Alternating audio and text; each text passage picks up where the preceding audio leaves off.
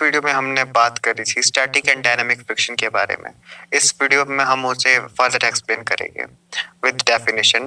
There are two forms of friction, kinetic and static. If you try to slide two objects past each other, a small amount of force will result in no motion. The force of friction is greater than the applied force. This is static friction. If you apply a little more force, the object breaks free and slides, although you still need to apply force to keep the object sliding. This is kinetic friction. You do not need to apply quite as much force to keep the object sliding as you needed to originally break the static friction. Okay? इसमें एक चीज गलत है, let me correct that, कि यहाँ पे लिखा है कि force of friction is greater than the applied force. ऐसा नहीं होता। इट इज के force of friction is equal to the applied force in static friction. Okay, you will understand it with an example. Okay, here is the example. In the first example, where you can see a man pushing a block, here we can see the velocity of the block is 0. मतलब वो push तो कर रहा है लेकिन वो arrest पर ही है, तो उसने उतनी फोर्स अभी अप्लाई नहीं की कि वो ऑब्जेक्ट मूव कर रहा है। तो यहाँ पे हम देख सकते हैं कि अब जो ये मैन है ये कोई ना कुछ फोर्स तो अप्लाई जरूर कर रहा होगा इस तरफ, इस डायरेक्शन में है ना। तो ऐसी कोई फोर्स होगी जो उससे न्यूट्रल कर रही है कि ये मूव नहीं कर रहा, वरना ये मूव कर जाता। तो जो फोर्स लग रही है उसे हम अभी कहेंगे स्टैटिक फ्रिक्शन, क्योंकि ये ऑब्जेक्ट स्टैटिक है, मतलब एक जगह पे है ना, तो हम इससे बोलेंगे स्टैटिक फ्रिक्शन। अब देखो, अभी मूव नहीं कर रहा, इसका मतलब क्या है? अगर स्टैटिक फ्रिक्शन इस मैन के फोर्स से ज्यादा होता तो ऑब्जेक्ट लेफ्ट साइड को मूव कर जाता, और अगर मैन का फोर्स फ्रिक्शन से ज्यादा होता तो ऑब्जेक्ट राइट को मूव कर जाता। लेकिन ये सिर्फ स्टैटिक है, ये स्टेबल है। तो इसका मतलब है कि जो एफ फोर्स पुश जो है यहाँ पे है फोर्स पुश, और जो यहाँ पे फोर्स ऑफ फ्रिक्शन है स्टैटिक फ्रिक्शन, ये इक्वल है, जो एक दूसरे को कंपेंसेट कर रहे हैं। इसलिए नेट फोर्स यहाँ पे 0 आ रहा है। ठीक है, वॉचिंग अनदर एग्जांपल। तो यहाँ पे आप देख सकते हो एक जो आदमी है वो ब्लॉक को पुश कर रहा है और उसके साथ एक एक्सेलरेशन भी है ए।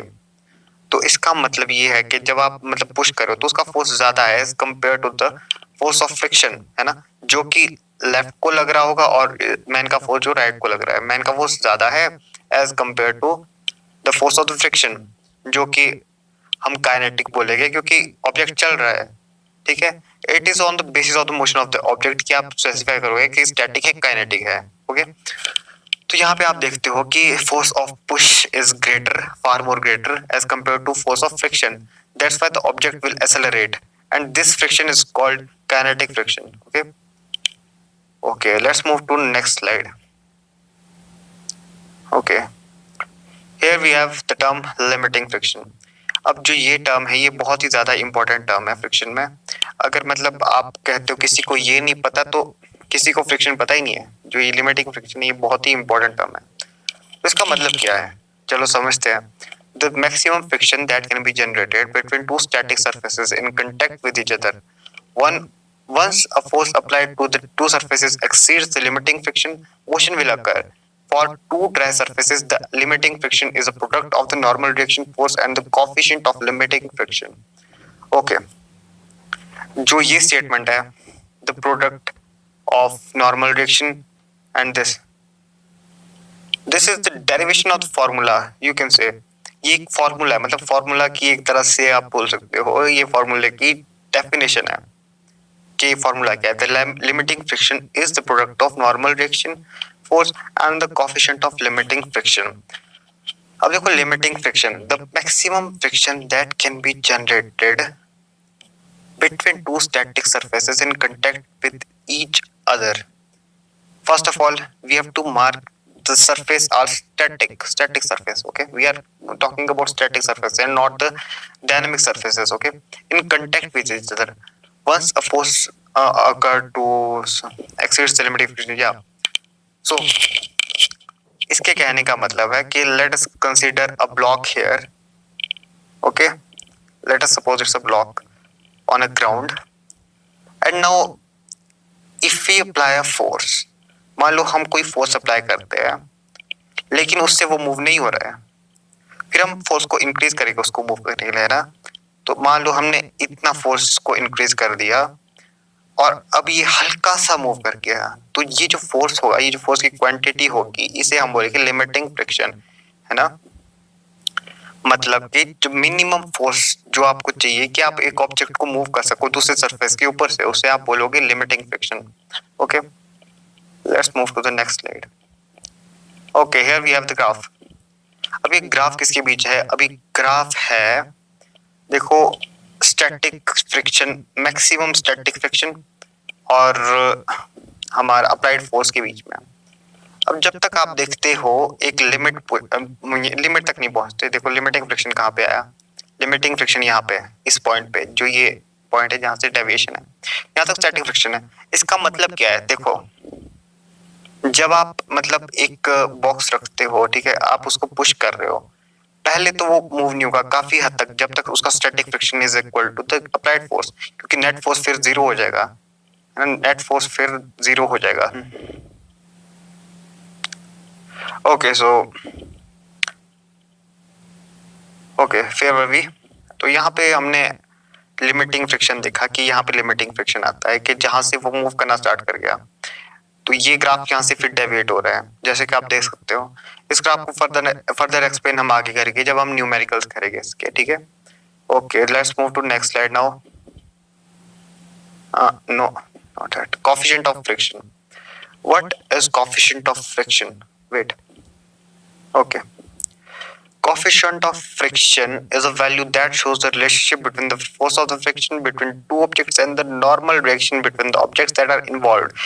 It is a value that is sometimes used in physics to find an object's normal force or frictional force when other methods are unavailable. Okay.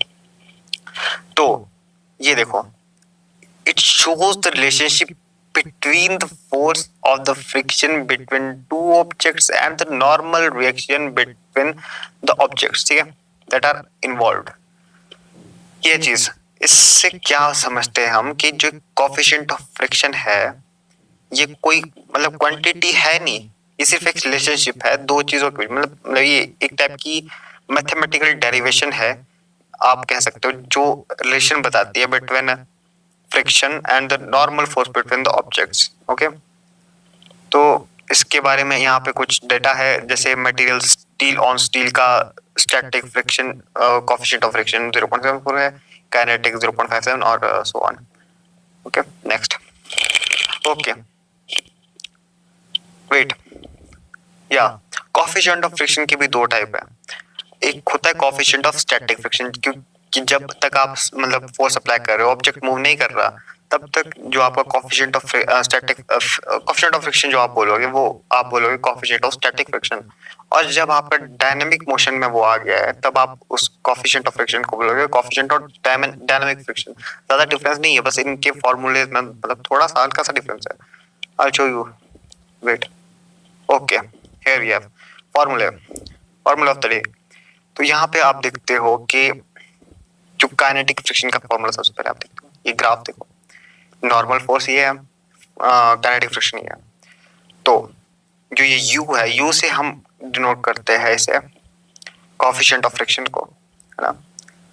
तो ये u से हम डोनेट करते हैं कोएफिशिएंट ऑफ फ्रिक्शन को, और ये uk है, काइनेटिक फ्रिक्शन का कोएफिशिएंट ऑफ फ्रिक्शन है।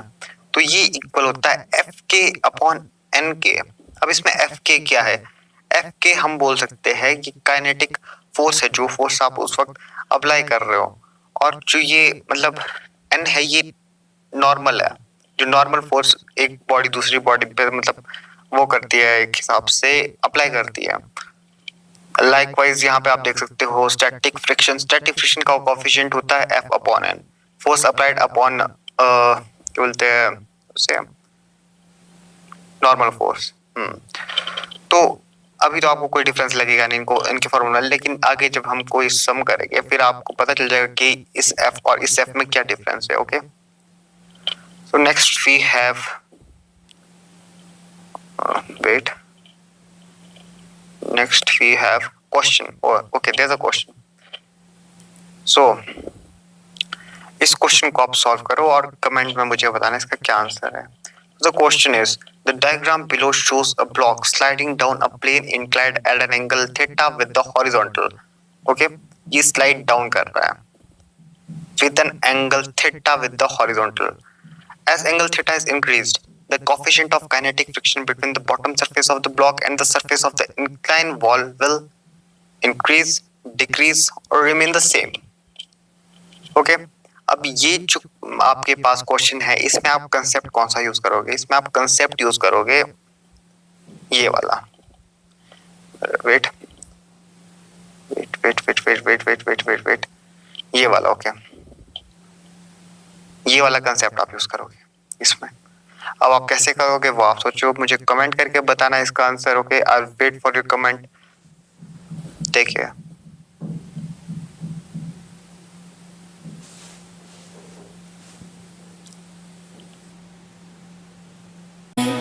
Baby, we'll fall.